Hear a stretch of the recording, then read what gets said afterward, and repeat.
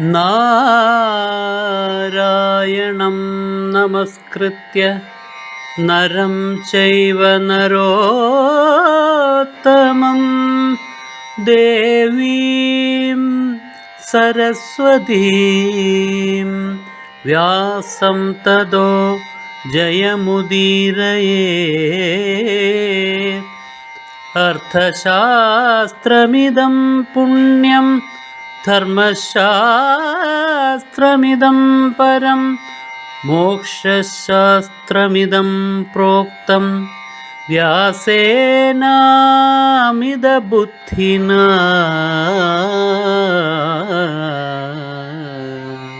സൈന്യത്തിന്റെ സ്വരൂപം വെച്ച് നോക്കിക്കഴിഞ്ഞാൽ കൗരവന്മാരെ ജയിക്കൂ.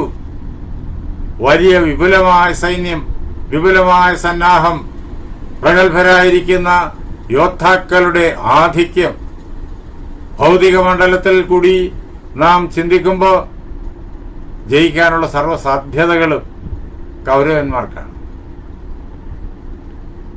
കൃഷ്ണൻ കർണനോട് പറയുന്നു, യുദ്ധത്തിൽ ജയിക്കാൻ പോകുന്നത് പാണ്ഡവരാണ് എന്ന്.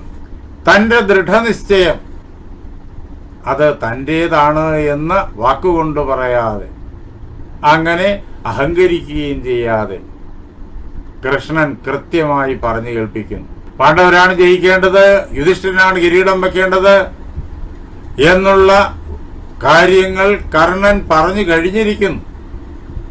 ആ കർണന് ഹിതങ്കരമായി തോന്നുന്ന കാര്യങ്ങളാണ് ഇപ്പോൾ കൃഷ്ണനിൽ നിന്ന് പുറത്തു വരുന്നത് എന്ന് മാത്രമല്ല, ആ യുദ്ധത്തിന്റെ ഗതിവിഗതികൾ എങ്ങനെയായിരിക്കും എന്നും കൃഷ്ണൻ ഇവിടെ കേൾപ്പിക്കുന്നു. അഭിത്വം ന ലഭേത് കർണ രാജ്യരംഭോപപാദനം മയാ ദത്താം ഹി പൃഥിവീം ന പ്രശാസിതുമിച്ഛസി. അല്ലയോ കർണ, നിനക്ക് രാജ്യം കൈവരാൻ പാകത്തിനുള്ളതായ ഉപായം അത് ഞാൻ ഭംഗിയായിട്ട് കാരണസഹിതമായിട്ട് നിനക്ക് വിശ്വാസം ഉണ്ടാകുമാറ് ഞാൻ പറഞ്ഞു. പാണ്ഡവപക്ഷത്തേക്ക് വരിക, നീ ചക്രവർത്തിയായി തീരും എല്ലാം പറഞ്ഞു കഴിഞ്ഞു. പക്ഷേ അത് നിന്റെ മനസ്സിനെ സ്പർശിക്കുന്നില്ല, നീ അതിനെ അംഗീകരിക്കുന്നില്ല, നിനക്കത് മനസ്സിലാകുന്നില്ല, നിനക്കത് സ്വീകാര്യമായിട്ട് തോന്നുന്നില്ല. ഞാൻ നിനക്ക് വളരെ എളുപ്പത്തില് പകർന്ന് തരുന്നതായി പൃഥ്വിയുടെ ഏകഛത്രാധിപത്യം നിനക്ക് ആഗ്രഹമില്ല എന്ന് നീ നിന്റെ വാക്കുകളിലൂടെ പ്രകടമാക്കിയിരിക്കുന്നു. നീ ലോകചക്രവർത്തിയാകാനായിട്ട് ഇഷ്ടപ്പെടുന്നില്ല എന്ന് അറിയുന്നു. എങ്കിലും അല്ലയോ കർണ, നീ ഇത് കേട്ടുകൊള്ള. ധ്രുവോജയ പാണ്ഡവാനാമിതീദം ന സംശയ കശ്ചന വിദ്യതേത്ര. സൈന്യങ്ങളുടെ എല്ലാം ഘടന ഈ പ്രകാരത്തിലാണ്. അപ്പോ എല്ലാവർക്കും കൗരവപക്ഷത്തെ വിജയം വരൂ എന്ന് ചിന്തിക്കാൻ പറ്റൂ. പക്ഷേ അല്ലയോ കർണ, ഉറപ്പായിട്ടുള്ള കാര്യം, ധ്രുവമായിട്ടുള്ള കാര്യം ഞാനിതാ പറയാം. യാതൊരു സംശയവും വേണ്ട, ജയം പാണ്ഡവന്മാർക്കാണ് ഈ പടക്കളത്തില് സംഭവിക്കുക എന്ന് നീ വ്യക്തമായും ധരിച്ചുകൊള്ളൂ. ഇതാ അതിന്റെ ചിഹ്നങ്ങളെല്ലാം വളരെ പ്രകടമായിട്ട് നേരിട്ട് കാണാൻ കഴിയും. ജയധ്വജോ ദൃശ്യത്തെ പാണ്ഡവസ്യ. പാണ്ഡവന്റെ, അർജുനന്റെ തേരിന്റെ മുകളില് വിജയത്തിന്റെ കൊടി ഇതാ പാറിക്കളിക്കുന്നു. അത്യുന്നതമായിട്ട് ആ കൊടി പാറിക്കളിക്കുന്നു. ആ കൊടിയിൽ എന്താ ഉള്ളത്? സമുജ്രിതോ വാനരരാജ ഉഗ്രഹ. ആ ഉയർന്ന പാറുന്ന അർജുനന്റെ കൊടിയില് വലിയ ഒരു ചിഹ്നം കാണാം. അവിടെ ഉഗ്രപ്രതാപിയായൊരു വാനരനിരിക്കുന്നു, ആഞ്ജനേയൻ. ആഞ്ജനേയൻ വിരാജിക്കുന്നതായ കൊടിയാണ് അർജുനന്റെ തേരിൽ പാറുന്നത്. അത് തെളിഞ്ഞ് പറക്കുന്നു, ഉയർന്ന് പറക്കുന്നു. അത് ഏറ്റവും ഉറപ്പുള്ളതായ ലക്ഷണമാണ്. ജയം വരാൻ പോകുന്നത് കൗരവന്മാർക്കല്ല, പാണ്ഡവന്മാർക്കാണ് എന്ന്. തുടർന്ന് ഓരോരോ കാര്യങ്ങൾ വളരെ ശ്രദ്ധയോടുകൂടിയിട്ട് കർണൻ മനസ്സിലാക്കേണ്ട കാര്യങ്ങൾ കൃഷ്ണൻ കേൾപ്പിക്കുകയാണ്. യഥാ ദ്രക്ഷ്യസി സംഗ്രാമേ ശ്വേതാശ്വം കൃഷ്ണസാരഥിം ഐന്ദ്രമസ്ത്രം വികുർവാണം ഉഭേച്ചാപ്യഗ്നിമാരുതേ ഗാണ്ഡീവസ്യ ച നിർഘോഷം വിസ്ഫൂർജിതം ഇവാശനെ ന തദാ ഭവിതാ ത്രേത ന കൃതം ദ്വാപരം ന ച. അർജുനനുണ്ടല്ലോ, തന്റെ കയ്യിലിരിക്കുന്ന ദിവ്യമായിരിക്കുന്ന ആ ഗാണ്ഡീവത്തിൽ ഞാണെത്തിയിട്ട് കൗരവപ്പടയെ തകർത്തുകൊണ്ട് മുന്നേറുമ്പോ പിന്നെ കൃതയുഗം ഉണ്ടാവില്ല.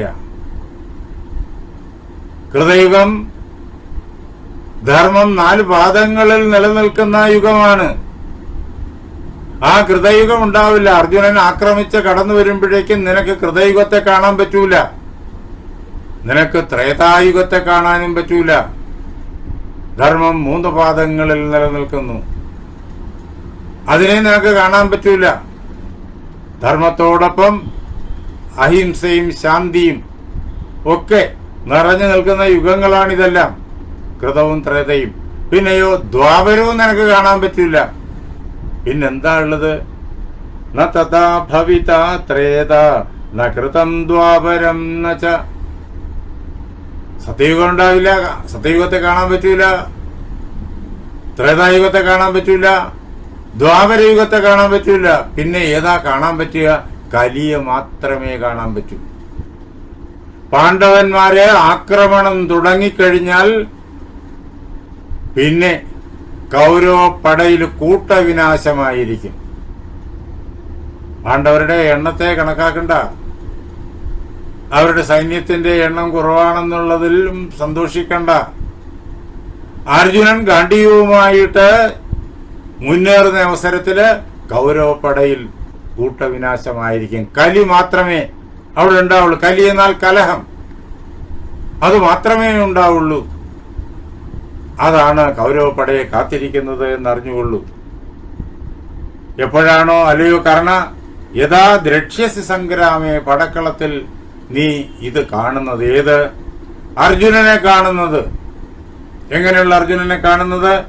ശ്വേതാശ്വം കൃഷ്ണസാരഥിം, ശ്വേതാശ്വനെ കാണുന്നത്, വെളുത്ത കുതിരകളെ പൂട്ടിയ തേരിൽ എഴുന്നള്ളുന്നവൻ. അങ്ങനെ ശ്വേതാശ്വനായിരിക്കുന്ന അർജുനനെ കാണുന്നത്.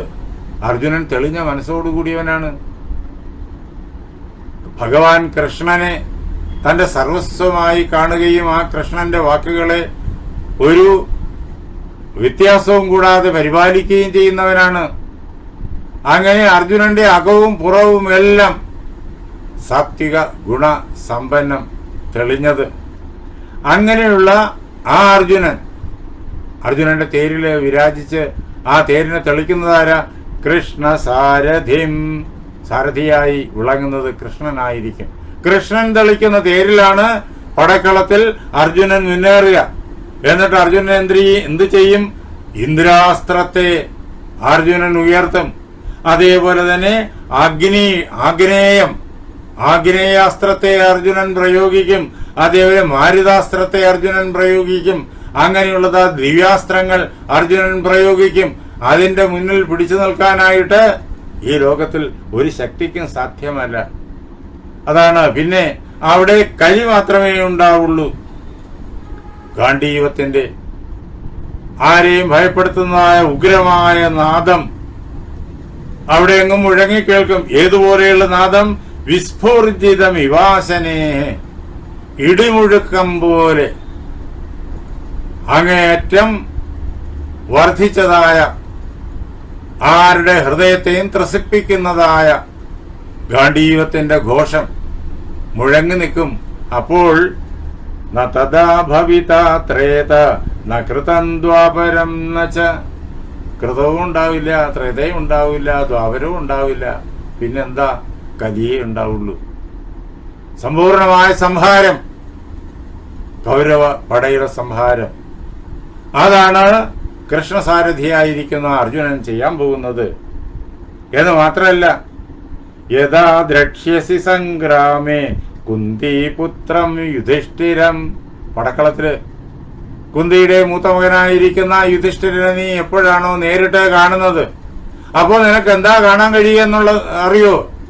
അപ്പോഴും അവിടെ ആ കൗരവപ്പടയുടെ കൂട്ടവിനാശമായിരിക്കും നിനക്ക് കാണാൻ കഴിയുക. അതല്ലാതെ വേറൊന്നും നിനക്ക് സന്തോഷിക്കാവുന്ന ഒന്നും കാണാൻ കഴിയില്ല. യുധിഷ്ഠിരൻ അങ്ങേയറ്റം ശാന്തനാണ്, സാത്വികനാണ്, ആരെയും വേദനിപ്പിക്കാൻ ഇഷ്ടപ്പെടുന്നയാളല്ല. പിന്നെയോ അദ്ദേഹം വൈദിക കർമ്മങ്ങളിൽ അങ്ങേയറ്റം ശ്രദ്ധാലുവാണ്. ജപഹോമസമായുക്തം സ്വാം രക്ഷന്തം മഹാചമും. ജപഹോമ സമായുക്തം, എപ്പോഴും അദ്ദേഹത്തിന്റെ ജീവിതം ആ പ്രകാരത്തിലാണ്.